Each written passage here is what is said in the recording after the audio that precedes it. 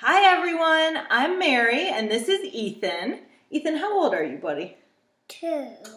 2. So today we are going to talk to you about cooking with your kids. Ethan loves to cook.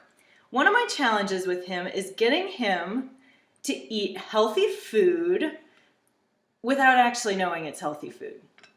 So he loves sweet treats. So we have come up with a recipe for brownies that he absolutely adores, that is chock full of fiber and protein and superfoods. It is dairy-free and gluten-free. It's easily adaptable to be vegan. So let's give it a go, shall we? So to start with, you are going to need one main ingredient. Wait on the chocolate chips, buddy. You eat these. This is your little bowl to snack on. So first, you're going to need a food processor or a high-speed blender. And our cat is sitting by the video, isn't he? So the first thing we're going to do is put in a can of BPA-free organic black beans that have been really well rinsed. Okay, well, dump it. You want to use your spatula? So 1 can of black beans, or 1.5 cups if you cook them yourself. This recipe is so simple. You're going to add everything to the food processor except the chocolate chips. Give it a blend. When it's all the way blended, you'll fold in the chocolate chips, put it in a pan, and then bake it. So at this point, we have already preheated our oven, and we've already greased a baking dish with coconut oil. So to the black beans, we are going to add 2 tablespoons of hemp seeds. Hemp seeds are a great complete protein source. Here's what they look like. You can find these really anywhere. Our local grocery store has started to carry them, but I know health food stores also carry them. What about the oats? Should we do oats next? Yeah. So we're gonna also add some oats, but I'm gonna give these a quick roll in the spice grinder to break them down just a little bit before we add them to the food processor. So having a spice grinder to make little kind of coarse flours is such a great idea, because it takes up 0 space, it's super cheap, and it makes your ingredients a lot more versatile. Okay, so quick whirl. Now we have a coarsely ground oat flour. So 1/4 cup of oat flour, or oats if you don't have a spice grinder, that'll go in there. Next, we're gonna do 3 tablespoons of cacao powder. This is a cousin of the traditional cocoa powder. You want to help me dump?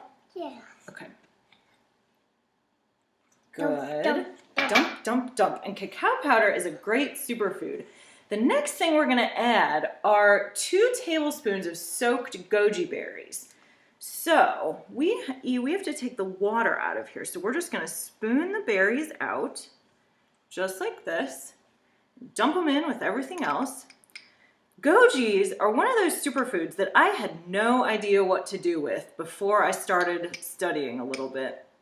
And they're so versatile. They're so great for your immune health and for just kind of everything. They're wonderful superfood. They're filled with antioxidants because they're nice and super brightly colored. Okay, we got most of those guys. So we'll just put those in there. Next, we're going to add 1/4 cup of coconut oil. I softened it a little bit at room temperature, but coconut oil is a wonderful, wonderful oil to cook with because it is vegan, it is not refined if you buy the unrefined kind. Let's see, so next we need eggs, and this is where Ethan does the best. Can you crack it into the bowl? Give it a good crack. Good job. Wow. Do you want to get the other one? Here, you could do that one too. I got it. So 2 eggs. I got it. You got it. I want to crack it. Good idea. So if you're vegan, this is actually a really easy recipe to make vegan. Instead of using the eggs, you can use an applesauce, unsweetened, of course. You can use another kind of fruit puree like a banana or a pumpkin. I would say about 1/4 to 1/3 cup of those substitutes, and you should be good to go. Let's see. So then we have a half teaspoon of baking powder, aluminum free, and a quarter teaspoon of kosher salt. I'm a big fan of kosher salt, maybe because we're Jewish. No, I'm just kidding. It's something that's really easy to find and really easy to use, we find. And then this is the last food processor ingredient. It's a half cup of coconut sugar. You can use any dry sugar of your choice, hopefully unrefined, as minimally processed as possible. But coconut sugar is one of our favorites. It's a little less sweet than honey or maple syrup or even sucanat. You gonna help? Good job. Now it's time to blend. You ready? Let's put the lid on. Okay. Okay, go for it. And then we're going to process till combined. Oh, does that start to look yummy? Yeah. Wow, this sure does look good. Let's take a look and see. You may have to pause it about halfway through and scrape down the sides. And you may not, depending on, humidity, how much extra liquid you've added, etc. So, let's blend it again for just another minute, and then we'll probably be ready for the chips. Good job. How are your chocolate chips in there? Are they good? Okay, I think we're ready. All right, so we're going to take this off of here. Okay, we're going to push the food processor to the side and bring over our mixing bowl. Here, can you let go of me? I need to pour this into this big bowl. So with your spatula, go ahead and just pour the blended mixture into your big bowl, your big mixing bowl. Oh, good job. And look, Ethan's helping with his spatula.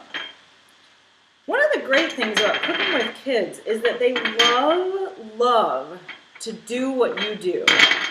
So let's leave that over here. Do you want to start?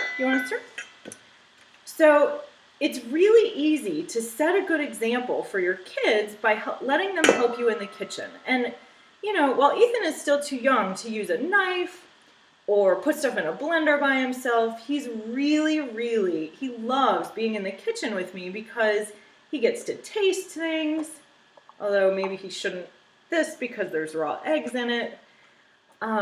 He loves to taste. It gives him the chance to really help, and that way when he maybe doesn't want to eat something, we can talk about how we made it, and it gets him a little bit more interested. So now, I know this is your favorite part. Let's put the chocolate chips in. Okay, one for your mouth, and then let's put the rest in here. Okay? Good job. And then you're going to need your spatula, because there's one left for you. Here you go. Okay, now get your spatula. We're going to stir up. Ready? We're just going to fold in the chocolate chips, a half cup of chocolate chips. The ones that we buy tend to be from Trader Joe's. They have great dairy-free chocolate chips because we're dairy-free at our house. Okay, and you just fold them in.